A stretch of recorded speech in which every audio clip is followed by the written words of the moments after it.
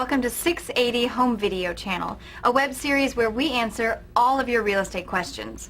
I'm your host, Theodora, and I'm talking to local East Bay real estate broker, Doug Buenz. Hi, Doug. It's great to see you. Today we're discussing evaluating an offer. Doug, as a seller, what considerations are important when evaluating an offer? Well, I would say, first of all, right off the bat, if you have an offer, congratulations.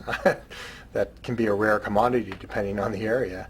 But there's several factors in terms of evaluating an offer. And certainly one of them, the first one, the primary one, is price. You know, is it a price that you can work with as a seller? And not always is it a price you can work with. You may have to counter offer and go back and forth a little bit. But keep in mind, price is a reflection of the relative market value at that time in the market. You have to take into consideration activity in your price range, competition from builders, and distressed sales, foreclosures, and short sales, etc. So given all those factors, you have to be careful not to insist on a price that's not within the range at that time. So assuming the price works for you, there's other considerations that are very important as well in terms of considering the relative strength of an offer. One of them would be the strength of the buyer.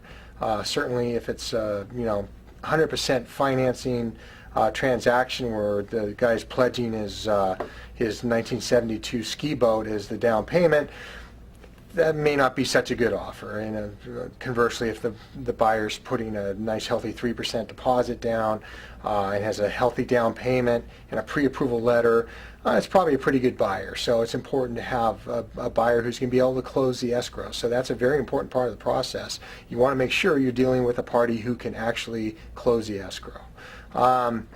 Probability of close obviously is important. If it's a contingent sale, that takes away from the probability of close. You have to take a careful look at the contingency and see where the home, if it's contingent on the sale of the home, see where the home is located and what the probability of that home closing is.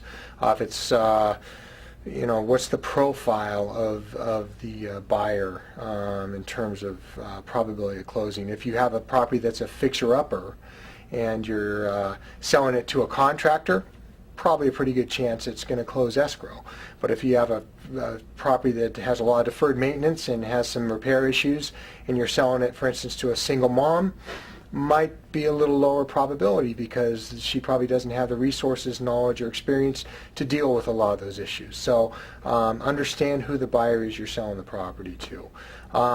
Lastly, you got to look at timing. Timing's an important part of evaluating an offer.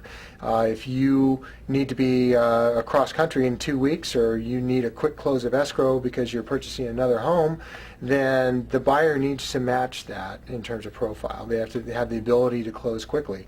If it's someone who insists on a 90 or 120-day close of escrow because their funds are tied up in T-bills or Bear Stearns emerging market fund, it might not be a good fit for you. So you certainly have to look at timing as well. So all of these things are factors, but at the end of the day, it's really what's important to you, the seller, that will determine how viable the offer is and whether it's something you can work with.